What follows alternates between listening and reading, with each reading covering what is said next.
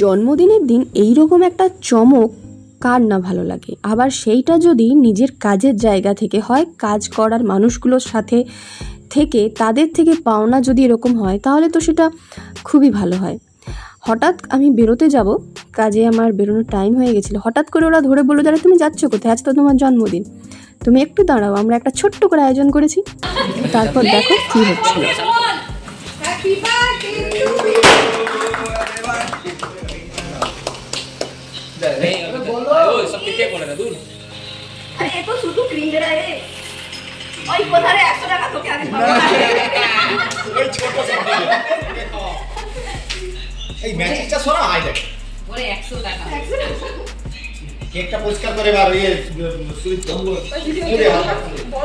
না তোমার একটা ভিডিও তুলবো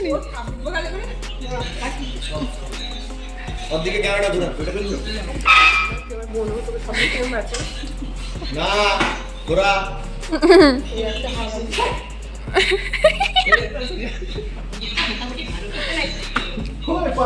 আপনি ম্যাডাম কোনোদিনও ফটোতে আসবেন না, দেখে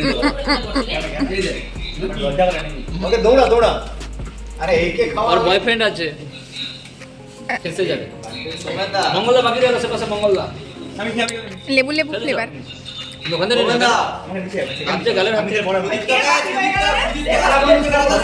আর এখানে হামিদা ম্যাডাম কেক খেয়ে নড়তে পারছে না, সবাই এখানে সেইটা নিয়ে হাসাহাসি করছে। তো তোমরা দেখতেই পেলে সবাই মিলে খুব আনন্দ করে একটা সময় কাটিয়ে দিলাম। তারপর আমি তো বাড়ি চলে এসেছিলাম, বাড়িতে এসে দেখলাম আবার বাড়িতেও এরকম একটা সারপ্রাইজ অপেক্ষা করছে। দেখো, happy birthday to you, happy.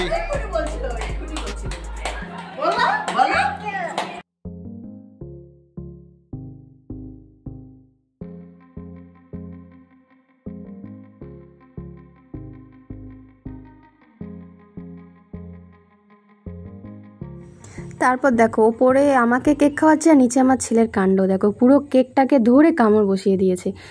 কীরকম বদমাস তোমরা তো বুঝতেই পারছো। আবার কেকটাকে উল্টো করে রেখে দিয়েছে। কেকটা কিন্তু ঘরে বানিয়েছিল মা, এটা কিন্তু একদম হ্যান্ডমেড কেক। আর তারপর দেখো এইটা হচ্ছে আমার জন্য আয়োজন হয়েছিল খুব ছোট্ট করে একটা, কিন্তু এর মধ্যে অনেক ভালোবাসা জমিয়েছিল। আর এই গিফটগুলো এখানে আমার বর সাজিয়ে দিয়েছিল, যে গিফটগুলো সাজিয়েছে ভিডিও তুলবে। তো এই হচ্ছে আমার সমস্ত গিফট আর সমস্ত আয়োজন। তোমরা জানিও যে তোমাদের এই ভিডিওটা কেমন লাগলো। আর বিয়ের পরই আমার জন্মদিনে পায়েস হয়, বিয়ের আগে কোনো দিন আমার বাপের বাড়িতে এই নিয়মটা ছিল না, আমরা কেউই সেটা পালন করতাম না। তো এই হচ্ছে আমার গিফট, এটা হচ্ছে আমার অফিসে কলিগদের কাটা কেক। আর এই হারটা আমার বোন দিয়েছে, এই কানেরটাও বোন দিয়েছে। তারপরে যে কানেরটা ওটা হচ্ছে আমার সন্তু পিসিমণি দিয়েছে।